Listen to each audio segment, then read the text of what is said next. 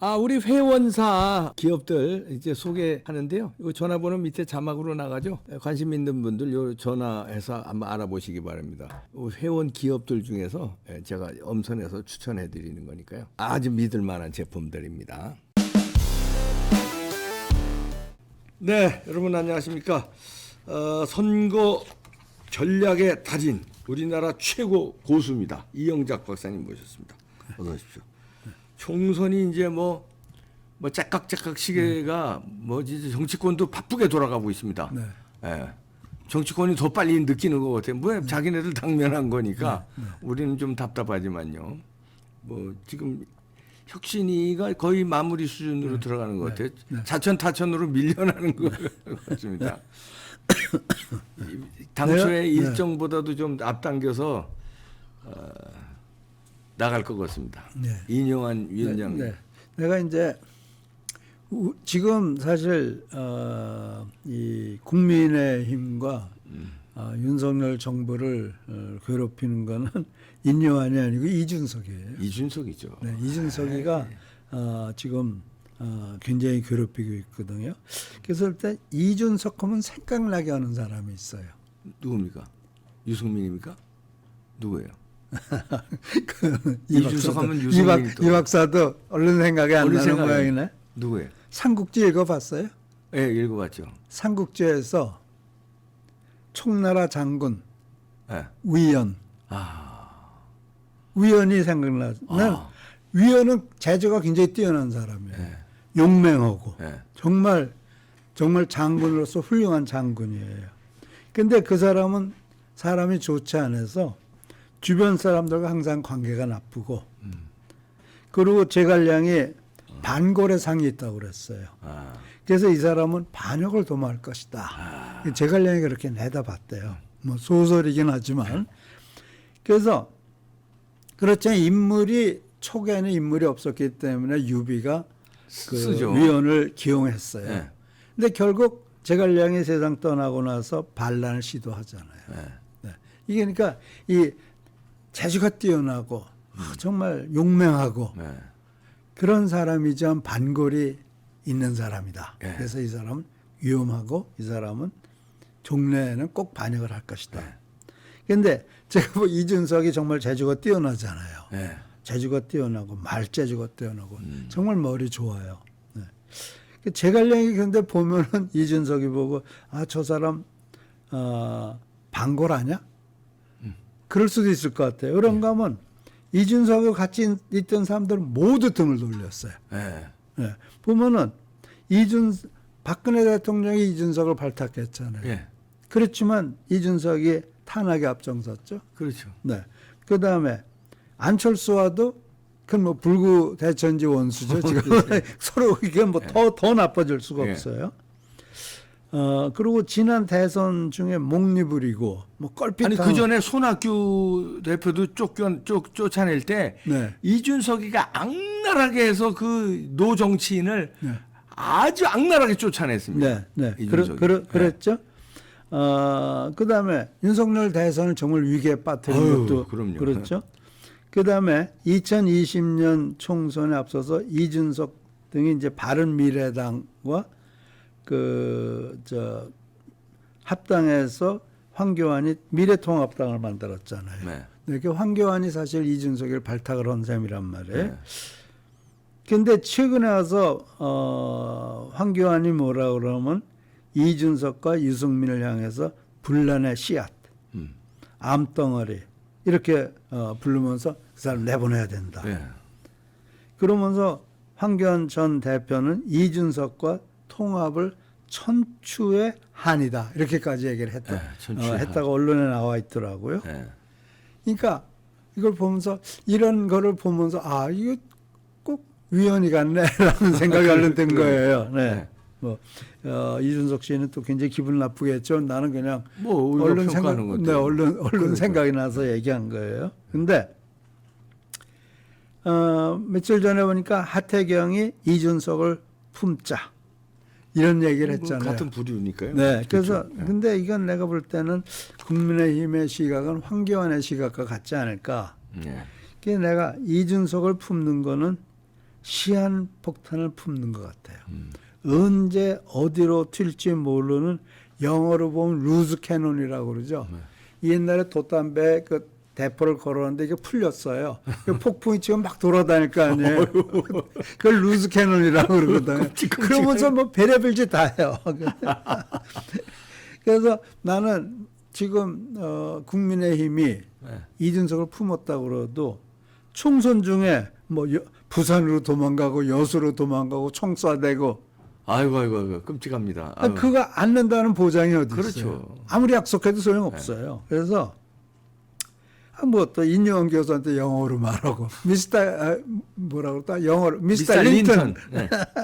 그러니까 이렇게 공개적으로 모욕하고 그럼 그 피해가 얼마나 클까 이런 생각을 해요. 그래서 국민의힘 소장파들을 좀 생각하고 뭐 한동훈이하고 이준석이 손잡아라. 그건 택도 없는 얘기다. 그러면 이제 이준석이 신당을 차린다 그러잖아요. 예. 그 제일 무서운 게 그거란 말이에요. 예. 그럼 이준석의 파괴력이 얼마나 될까? 얼마 된다고 보십니까? 글쎄요. 그러니까 예. 지금 설왕설래 하잖아요. 예. 네? 그 여론조사도 다 뭐 지멋대로예요. 예. 그러니까 이준석 신당의 파괴력을 이 여론조사도 밝혀내지 못하고 있어요. 예. 그러면은 이 사람의 파괴력을 측정할 수 있는 방법은 유일하게 딱 하나밖에 없어요. 뭡니까 그게? 이 사람이 차기 대권 주자로 인식이 되느냐 여부예요. 네. 그러니까 전혀 인식이 안 되죠. 네. 그러니까 대권 주자라고 인식이 되면 파괴력은 굉장히 클 수 있어요. 예.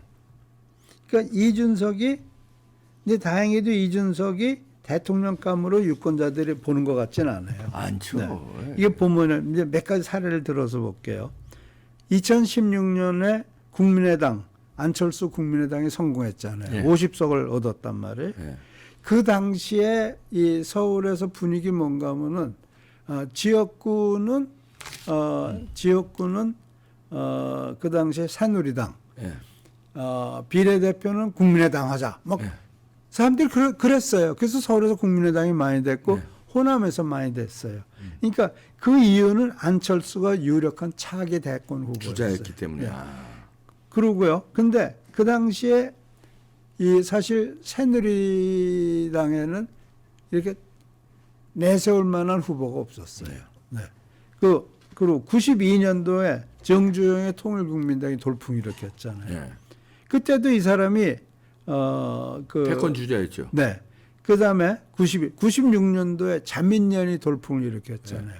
근데 그때도 김종필이 차기 대통령에 나가서 당선될 수도 있다. 그리고 또 삼김이라는 상징성도 있고. 네. 뭐. 그래서 상김이라는 것보다도 충청도에서 그 사람, 충청도와 경상북도에서 그 사람 거는 기대가 컸어요. 그렇죠. 네. 그래서 이제 그 자민련이 이제 돌풍을 일으켰는데 돌풍을 일으킬 경우에 대충 한 50석 정도씩 가져가더라고요. 네. 네. 그래서 제가 봤을 때 이런 돌풍을 일으키려면은 그 3당 그러니까 뭐 여야 1당 2당 빼놓고 제 3당이 되는데 가장 중요한 요소는 대권 주자가 있는 거예요. 이 대권 주자가 있을 경우에만 성공하는 거예요. 네. 그런데 2000년에 자민련이 쪼그라들었잖아요. 네. 김종필이 이제 대통령 될 가능성 사라졌어. 그러니까 완전히 자민련도 사라지게 된 거예요. 그래서 여러 가지 사례가 있어요. 그래서 내가 그러니까 지금 여론조사로도 우리가 밝힐 수가 없고 그러기 때문에 우리 정치 역사를 이렇게 살펴봤을 때 이준석 신당은 돌풍을 일으킬 것 같지는 않아요. 네. 그러니까 이준석이 대통령 후보로서 인식이 안 되고 있기 때문에 그래요. 그래서 저는 뭐 이준석과 한동훈이 손을 잡는다 이건 되지도 않을 얘기고 네. 한동훈이 이준석을 갈파했을 거예요. 그래서 그런 일은 없을 거라고 생각해요. 없기를 바라고. 네. 그다음에 이제 인요한 혁신위에 대해서 얘기를 저기 했는데 지금까지 모든 혁신위가 항상 인적 쇄신을 얘기를 해요. 네. 그리고 마치 청년이 뭐 구세진 것처럼 얘기를 해요. 네. 그래서 뭐 청년이 기성 정치인을 대체해야 된다고 계속 그러는데 이준석도 청년이고 김남국이도 청년이고 송영기를 비롯한 86세대 모두 청년이었죠. 정치할 때. 86세 30대에 발탁됐어요. 그렇죠. 청년. 지금 그들의 모습이 어때요? 아, 기성 정치보다 더 정말 한 수 더 뜨죠. 한 두 수, 세 수는 더 뜰 거예요. 여러 수. 네, 네. 그러니까 네. 청년 정치인이 발탁되는 청년 정치는 절대 안 돼요. 네. 그거를 지금 인요한 교수가 얘기하겠다니까 이게 그래서 제대로 가지를 못하는 거예요. 혁신이가 또 뭐 어떻게 보면 간접적으로라도 공천권을 행사하겠다는 거거든요. 네. 그리고 한 번은 그렇게 안 하면은 뭐 혁신이 해체하겠다고 유혹까지도 하기도 했고요.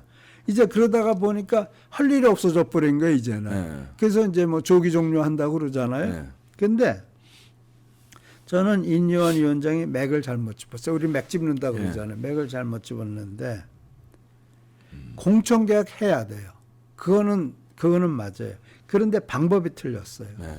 공천개혁을 해야 된다는 거는 맞지만 방법이 틀렸는데 공천개혁을 인적으로 하는 게 아니고 시스템적으로 해야 돼요. 시스템을 도입해서 그 제도 아래서 해야 되는데 그 사람을 자르는 공천개혁. 네. 결국은 그렇게 되면은 밀실공천밖에 일어날 수가 없는 거예요. 그렇죠. 예. 지금 뭐 어느 청년을 데리고 올 건가 누가 어떻게 결정해요? 그다 저 밀실공천. 그렇죠. 공천권 가지고 있는 사람들이. 사람한테 잘 보이면 들어가는 거예요. 그렇죠. 그러니까 이 밀실공천이 아니고 모든 사람이 공정하게 참여하고 경쟁할 수 있는 그 공천 경쟁 제도를 만들어야 돼요. 저는 그게 오픈 프라이머리라고 생각하는데 그러니까요. 오픈 프라이머리를 하려면은 법이 어느 정도 개정이 돼야 돼요. 네. 그런데 민주당에서 그거 동의하겠어요? 안 해주죠. 지금 이재명이가 공천권 행사해야 되는데 오픈 프라이머리 하면은 아무리 개딸들이 설쳐도 자기 마음대로 안 될 수 그렇죠. 있다고요. 그리고 유권자들이 와서 투표하니까 네. 유권자들이 와서 후보를 결정하니까 개딸들이 뭐 민주당 유권자 전체가 개딸들이 아니라면 그거는 택도 없단 말이에요. 그러니까 절대가 안 해줄 거고. 근데 이제 미국에서는 프라이머리 제도가 있고 코커스 제도가 있어요. 당원 회의가 있죠. 네. 그래서 우리나라에서도 지금 이 국민의힘에서 인요한 위원장은 미국을 잘 아는 분이니까 코커스 제도를 하자. 네. 그래서 당원 코커스를 하면은 예를 들어서 우리 서초 여기 을이죠.